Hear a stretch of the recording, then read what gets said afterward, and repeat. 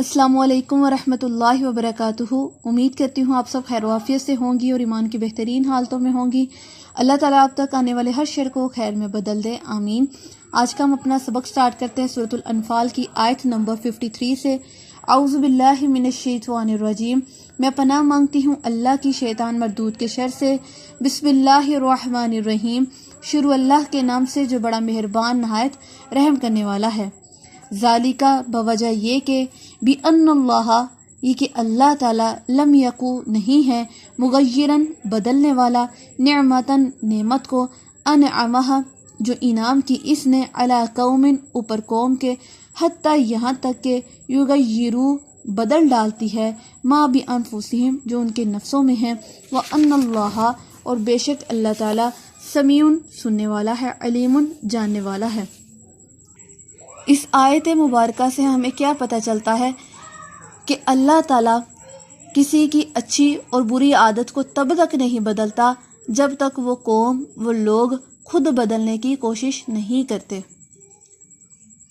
ठीक है, चाहे वो अच्छी आदत हो चाहे वो बुरी हो, अगर इंसान खुद कोई कोशिश नहीं करेगा, खुद को बदलने की थोड़ी सी भी कोशिश नहीं करता, फिर अल्लाह भी उसकी कोई मदद नहीं करते। अगर हम किसी इंसान को अच्छाई की तरफ लाना चाहते हैं, उसको कहते जाते हैं, लेकिन जब तक उसके दिल से खुद नहीं उठना या उसने खुद अपने लिए कोशिश नहीं करनी, कोई उसके बारे में कुछ नहीं कर सकता, कोई उसकी मदद नहीं कर सकता। इसी तरह अल्लाह ताला फरमाते हैं कि मैं अगर किसी कौम को नेमत अता करता हूँ, मैं तब तक नहीं बदलता जब तक उनमें रहने वाले उसको नहीं बदल डालते। अब ये नेमत किस बारे में बात की जा रही है कि ये किसकी तरफ इशारा किया जा रहा है? ये नेमत से मुराद नबी करीम सल्लल्लाहु अलैहि वसल्लम है। और ये कौम कौन सी कौम है? ये कुरैश मक्का का जिक्र किया गया है। अल्लाह ताला फरमाते हैं कि कुरैश मक्का में अल्लाह ताला ने उन पर एक इनाम नाजिल किया, और वो इनाम क्या था? अल्लाह के आखिरी नबी मोहम्मद सल्लल्लाहु अलैहि वसल्लम जो मक्का में पैदा हुए, मक्का में तशरीफ़ लाए। इनको चाहिए था कि ये पहले अल्लाह के नबी के मानने वाले हो जाते, लेकिन इन्होंने क्या की? उनकी मुखालफत शुरू कर दी। तो अल्लाह ताला फरमाते हैं कि इन्होंने खुद ही अपनी नेमतों को बदला। जब नेमतों की नाशुक्री की जाए तो अल्लाह ताला फिर उस नेमत को छीन लेते हैं। जब इंसान नेमतों का शुक्र अदा करता है, अल्लाह से और आजिज़ी इख्तियार करता है और अल्लाह की नेमतों का ज़्यादा से ज़्यादा शुक्र अदा करता है, फिर अल्लाह उन्हीं नेमतों को ज़्यादा बढ़ाकर उस इंसान को देते हैं। तो अगर इंसान कोई दुआ करता है तो अल्लाह ताला फरमाते हैं कि मैं उसको सुनने वाला भी हूँ और तुम्हारे दिलों के हाल को जानने वाला भी हूँ। ठीक है, अगर तुम्हारी हालत नहीं बदल रही तो तुम खुद को देखो कि क्या तुम खुद अपने आप को बदलने की कोशिश कर रहे हो। इस आयत में अल्लाह ताला यही बात इशारे में बता रहे हैं कि अगर इंसान खुद बदलने की कोशिश नहीं करता तो अल्लाह ताला भी उसको तब तक तब्दील या उसमें जो आदत हैं उनको बदलता हरगिज़ नहीं है। कदा भी जैसे आदत आली फ़िरऔना फ़िरौन की आल की, वल्लज़ीना और उन लोगों की मिन क़ब्लिहिम जो उनसे पहले थे, कज़्ज़बू जुटलाया बि आयाति रब्बिहिम अपने रब की आयात को, फ़अहलकनाहुम पस हलाक किया हमने उनको, बिज़ुनूबिहिम उनके गुनाहों के सबब, वअगरकना और गरक किया हमने आल फ़िरऔना फ़िरौन की आल को, वकुल्लुन और हर एक कानू थे ज़ालिमीन जुल्म करने वाले। अल्लाह ताला फरमाते हैं कि जैसे आदत आले फ़िरौन की थी और उन लोगों की जो फ़िरौन से पहले थे, उन्होंने क्या किया? अल्लाह की आयत का इनकार किया, अपने रब की बात को मानने से इनकार किया। तो हमने क्या किया? फ़अहलकनाहुम बस हमने उनको हलाक कर दिया। हलाक क्यों किया? उनके गुनाहों की वजह से। उनके गुनाहों की वजह से हमने उनको गर्क कर दिया। गर्क किस कौम को किया था? आले फ़िरौन को, यानी हज़रत मूसा अलैहिस्सलाम की कौम जो थी, जो नाफरमान कौम थी, जो फ़िरौन की पैरोकार थी, अल्लाह ने उन सब को गर्क कर दिया। उन्होंने अपनी हालत को बदला नहीं, अल्लाह ने उनकी इस्लाह के लिए पैगंबर भेजा।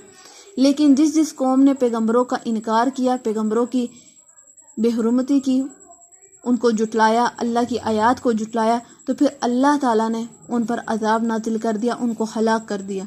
फिर अल्लाह ताला वजह बता रहे हैं कि ये ना हो कि बाद में लोग कहें कि अल्लाह ने बेवजह ही उनको مار دیا، بے وجہ ہی ان کو ہلاک کر دیا، اللہ نے ان پر ظلم کیا۔ اللہ فرماتے ہیں کہ اللہ کسی پر بھی رائی کے دانے کے برابر بھی ظلم ہرگز نہیں کرتا۔ وَكُلٌّ كَانُوا ظَالِمِينَ، وہ خود لوگ ہی خود پر ظلم کرتے تھے۔ اس آیت سے پہلے ہم نے پڑھا نا، جب انسان خود ہی خود پر ظلم کر رہا ہے تو کوئی دوسرا اس کو بچا نہیں سکتا۔ ایک انسان چھری لے کر اپنے ہاتھ کو کاٹ رہا ہے، سامنے والا اس کو منع کر ہی جا رہا ہے کہ تم نہ کرو، یہ تمہارے لیے نقصان دہ ہے، لیکن وہ جب مانتا ہی نہیں ہے تو نقصان اس کا اپنا ہی ہے، وہ خود ہی اپنی ذات پر ظلم کر رہا ہے۔ تو یہاں پہ اللہ تعالیٰ فرماتے ہیں کہ وہ جو قومیں تھیں جنہوں نے نافرمانی کی، جن کو اللہ نے ہلاک کیا، وہ سب ہی کی سب ظالم تھیں۔ ان بے شک شر الدواب، اب بھی بدترین جانور، عند اللہ، اللہ کے نزدیک، الذین، وہ لوگ ہیں، کافروا، جنہوں نے کفر کیا، فہم، پس وہ، لا یؤمنون، نہیں ایمان لاتے۔ اللہ اکبر، استغفر اللہ۔ اللہ تعالیٰ فرماتے ہیں کہ اللہ کے سامنے بدترین جانور، ایک تو جانور کہا، جانور سے بھی بدترین کون ہے؟ وہ لوگ جنہوں نے اللہ کا کفر کیا، اللہ کی باتوں کو ماننے سے انکار کر دیا۔ اللہ اکبر۔ جانور جو ہے اس کو اپنے مالک کا پتہ ہوتا ہے، اس کو پتہ ہوتا ہے اس نے مجھے کھانا کھلانا ہے، یہ مجھے جگہ دیتا ہے، مجھے صاف کرتا ہے، مجھے نہلاتا ہے، میرے کھانے کا انتظام کرتا ہے، میرے سلانے کا، میرے آرام کا سارا انتظام یہی کرتا ہے۔ تو اپنے مالک کا نا پہچان رکھتا ہے، وہ اپنے مالک کے پیچھے پیچھے چلتا ہے، جہاں جہاں مالک ہوتا ہے وہاں وہاں وہ پیچھے چلتا ہے۔ اس کو پتہ ہوتا ہے کہ مالک نے اگر اس گھر جانا ہے تو میں نے بھی اس کے پیچھے ہی چلے جانا ہے۔ یہ جانور میں اللہ تعالیٰ نے یہ خوبی پیدا کی ہوئی ہے۔ تو اللہ فرماتے کہ انسان جو جھٹلانے والا ہے، جو کافر ہے، وہ اس جانور سے بھی بدترین ہے۔ کیوں؟ کہ وہ دنیا کے ہر معاملے میں جانچ پڑتال کرتا ہے، دنیا کے ہر معاملے میں بڑے سنجیدگی سے ہر چیز کا فیصلہ کرتا ہے، لیکن اپنے خالق کو پہچانتا نہیں، اپنے مالک کو پہچانتا نہیں، جس نے اس کو پیدا کیا ایک حقیر پانی سے، جس نے اس کو جوانی عطا کی، جس نے اس کو نعمت فراوانی عطا کی، جس نے آج اس کو اتنا بنا دیا کہ وہ خود کو اعلیٰ چیز سمجھنے لگ گیا۔ اس نے اس مالک کو ہی بلا دیا۔ جانور تو اپنے مالک کو یاد رکھتا ہے، لیکن یہ انسان کتنا ہی بدترین ہے کہ اس نے اپنے مالک کو ہی بلا دیا، کہ اس کو پتہ ہی نہ رہا کہ مجھے جو پیدا کرنے والا ہے وہ ہے کون۔ وہ اوروں کے دروں پر جانے لگ گیا، اللہ کو چھوڑ کر کسی اور کے در پر جھکنا شروع کر دیا۔ تو اللہ فرماتے ہیں کہ یہ بدترین جانور ہے اللہ کے نزدیک۔ اللہ اکبر۔ جانور سے تشبیہ کیوں دی؟ کہ یہ آنکھیں رکھتے ہیں، کان رکھتے ہیں، سمجھنے کے لیے دل و دماغ رکھتے ہیں، لیکن جیسے جانور ان سے بڑی آنکھیں، بڑے کان، بڑا دل رکھتے ہیں، ان کے سامنے کچھ بھی بولا جائے، ان کے سامنے آپ چاہے تلاوت کرتے رہیں یا ان کے سامنے کوئی ایسا گیت سناتے رہیں، ان کو کچھ سمجھ نہیں آئے گا، ان کو صرف آوازیں سنائی دی جائیں گی، ان کو سمجھ نہیں آئے گا کہ سامنے والا ہم سے کیا بات کر رہا ہے۔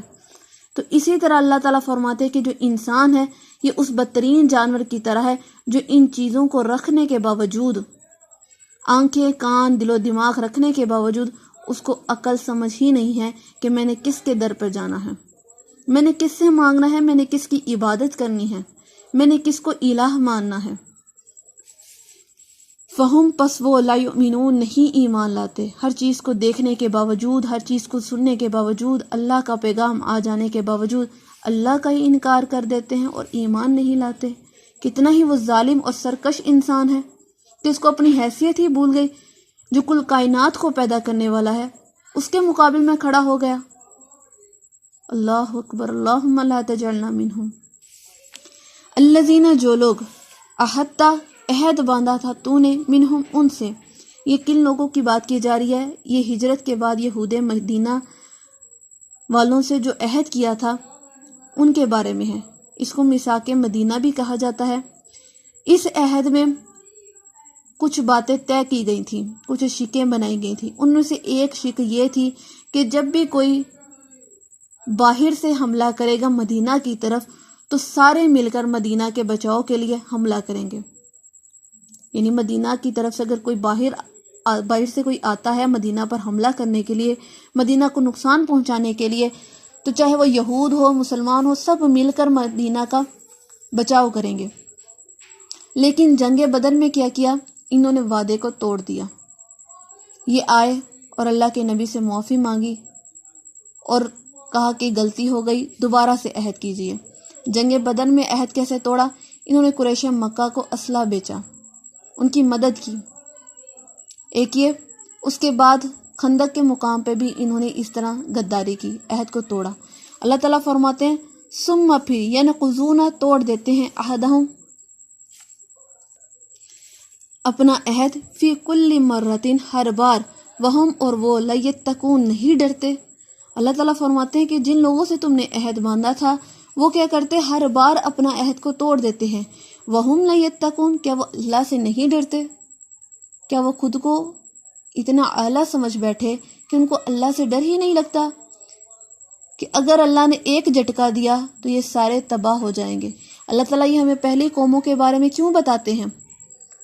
یہ فرعون کی قوم جو موسیٰ جس قوم پہ آئے، عادیوں کے بارے میں، سمودیوں کے بارے میں، لوط کے بارے میں، یہ کیوں بتاتے ہیں؟ اس لیے کہ یہ جو پہلے قومیں گزر چکی یہ ہم سے بھی زیادہ قوی جسہ تھے، بڑے بڑے جسم رکھنے والے، بڑے ہی ہنر رکھنے والے، بڑے ہی زیادہ طاقتور لوگ تھے۔ جب ان کو اللہ نے نہیں چھوڑا، ان کی نافرمانیوں کی وجہ سے اللہ نے ان کو ہلاک کر دیا، تو ہم کیا چیز ہیں؟ اللہ تعالیٰ فرماتے ہیں کہ ان کو اللہ سے بالکل ڈر نہیں لگتا کہ جب بھی عہد باندھتے ہیں اس کو توڑ دیتے ہیں۔ ابھی اس آیت کو ہم نے خود سے ریلیٹ کرنا ہے، خود سے دیکھنا ہے کہ جب ہم عہد کرتے ہیں تو کیا ہم اپنے وعدوں کو پورا کرتے ہیں؟ اگر ہم نے کسی سے وعدہ کیا ہے تو ہم نے اس کو پورا کرنا ہے۔